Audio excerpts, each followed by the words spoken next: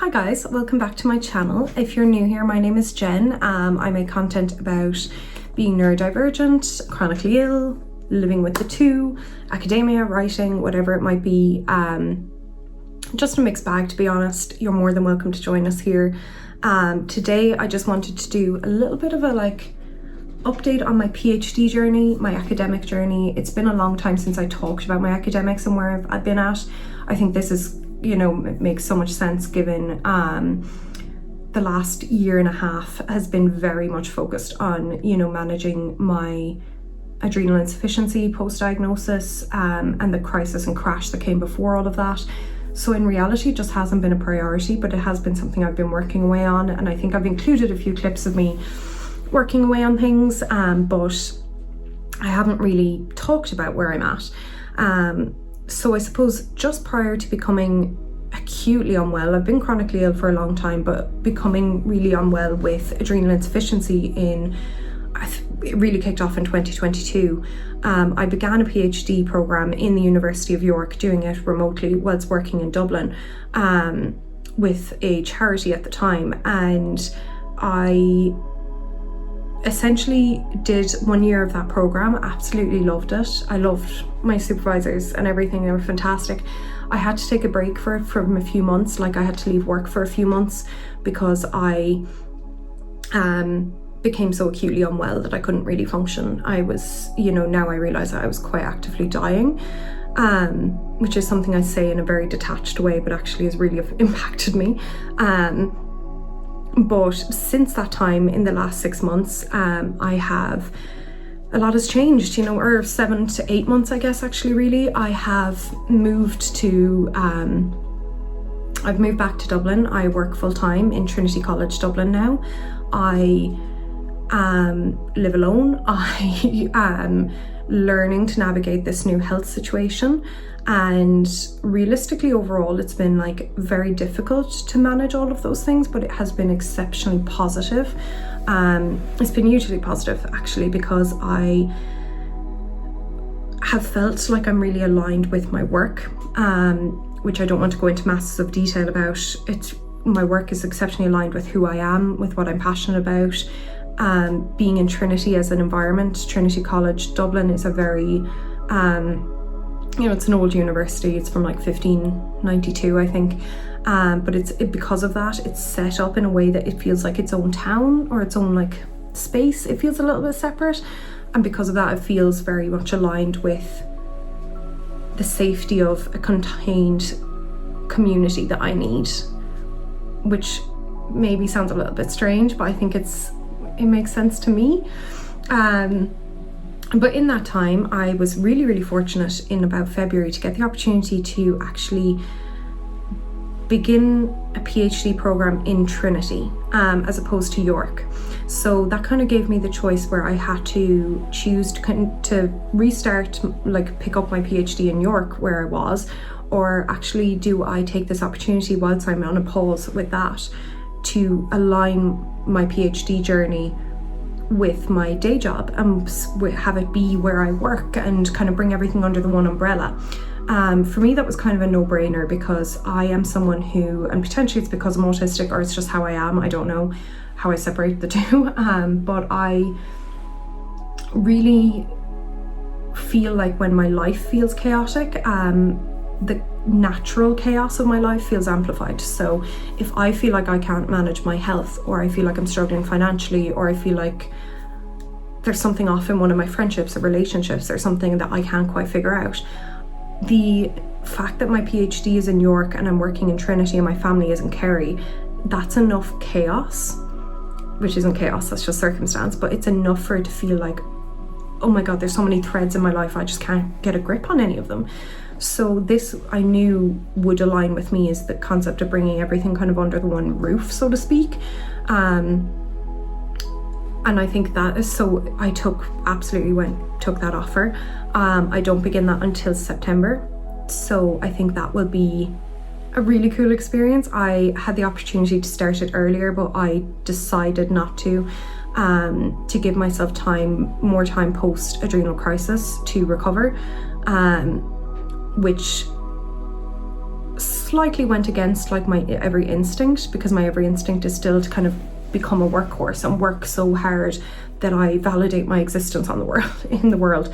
But that's not how I'm choosing to live anymore, which means I have to make quite tangible decisions to be different and to do things differently. And I'm not always very good at that. I'm not always able to do that. So I'm trying to be more mindful of my daily decisions. So that's where I'm at. Is I am now a PhD candidate and employee in Trinity College Dublin, and I do absolutely love it there. I love my life there. I love being able to come home to Kerry and kind of like recalibrate. Like I'm off work this week, so I was able to kind of recalibrate and, you know, just spend time at home, like go to the beach, things like that. But I do love my life in Dublin. It's messy and it's hard, and living in Dublin isn't ideal in terms of like finances or even just the volume of people, the noise, but I do love it on a daily basis in terms of what I'm doing. I did also want to just discuss that I went for a PhD scholarship recently, and I didn't document this experience because I was so acutely stressed by the entire thing. But I just thought it'd be interesting for myself to time capsule this moment. This scholarship was going to be for a stipend and also for fees to be paid for 4 years, so it was quite a big deal. It would have been pretty life-changing for me. Well, for anyone, I presume, actually going for it. But I prepped so thoroughly for this. This is something that I enjoy about myself, is that I never have to be concerned with my ability to see something through. If I am going to commit to something, I tend to commit to it, which is why doing a PhD whilst working, or when I did my master's and worked, and like my postgrad diploma and things like that, when I did all of those things and worked at the same time, people would ask me how I found the space to be so disciplined, or how I was able to be so disciplined, and it was always something I struggled to answer, because it was always a case of, well, I just do it.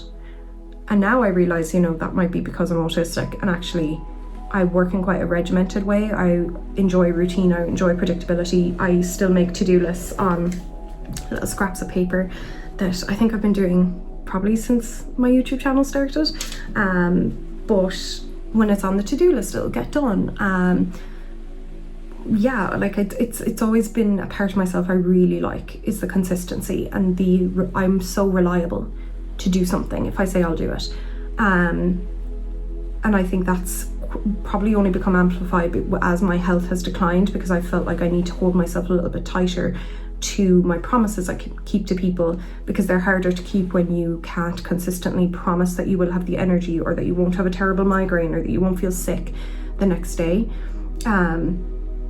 But I do really like that about myself, that I am really reliant and consistent. So when I knew this interview was coming up, the process for this was submitting a partial research proposal, that research proposal being accepted or not, being invited to interview, and then doing a presentation within the interview with a follow-up series of questions.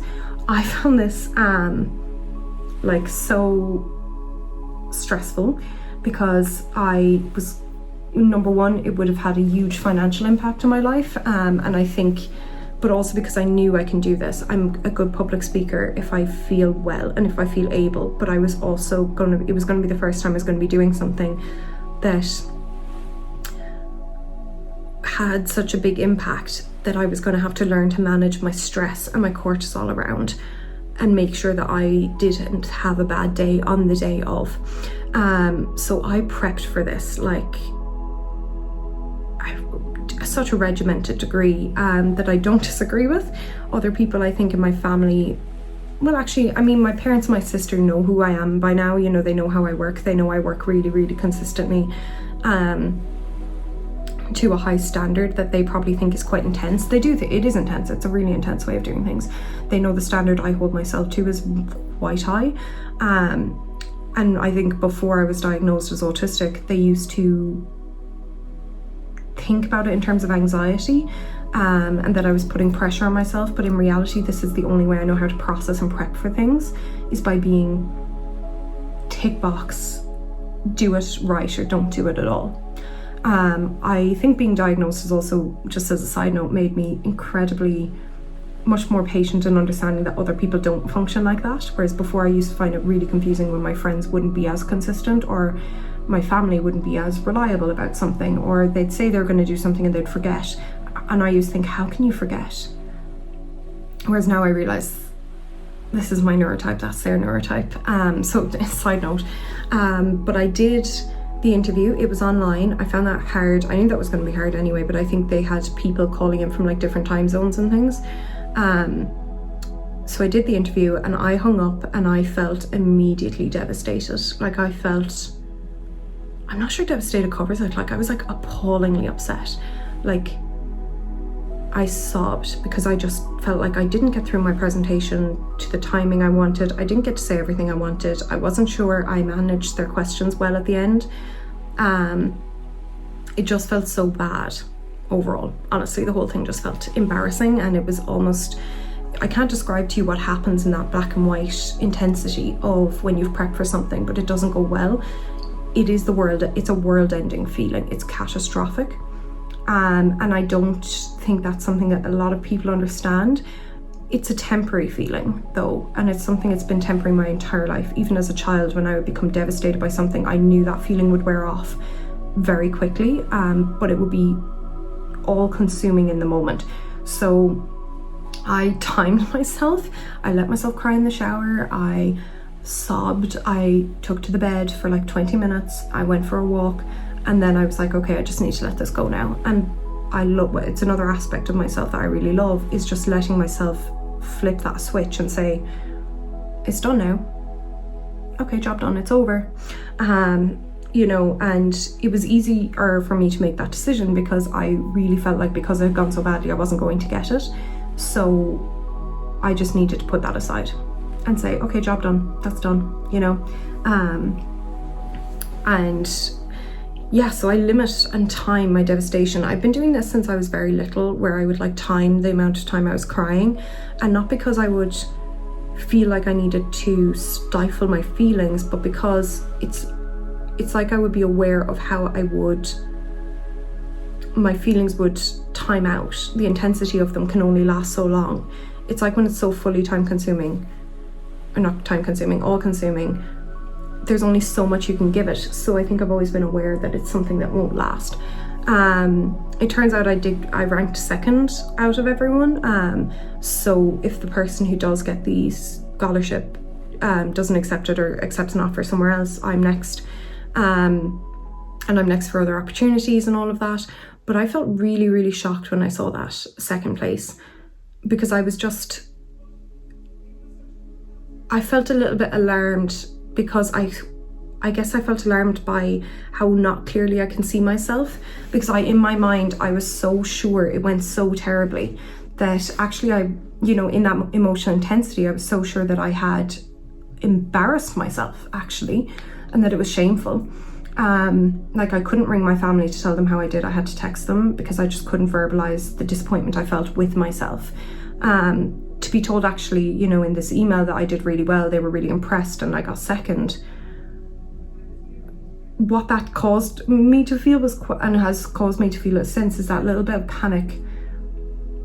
It's not really panic, but feel a little bit alarmed at how not clearly I see myself at all, and being aware that actually I'm not very good at getting a gauge of myself. I've always known this. I've done this about exams constantly, about how a first date has gone, how my friendships are. I will assume everyone hates me and that won't be the case, or I'll assume I failed something and that won't be the case. I will assume I'm going to fail my driving test and then pass out flying colours. I do this consistently, but it's actually something I'm becoming more uncomfortable with, probably, is recognizing, allowing that difference between the reality versus my internal reality. I think I'm becoming less okay with beating myself up, I think. So yeah, I think I'm probably, that's where I'm at. But either way, look, even if that scholarship doesn't come around and it's another one or something, this is just an update to say I'm going to be studying at Trinity, which I'm really excited by. I love the libraries and everything there. Like, I mean, I'm there for work anyway, so I really, really enjoy it. And whilst I am concerned about things like funding, energy levels, all of this kind of stuff, I think I'm also excited to become more me and to focus on something that I enjoy after so long of feeling like life has been relentlessly hitting me with waves of difficulty. But I wanted to kind of remember that scholarship experience because I feel like it's something I will hopefully learn from if I can. But regardless, I'm logging it here that that's how it happened. It didn't make sense. But yeah, thank you so much for watching. I really appreciate this kind of, you sitting through this rambly little update and things and just letting me ramble. And I will see you guys next time. See ya. Bye.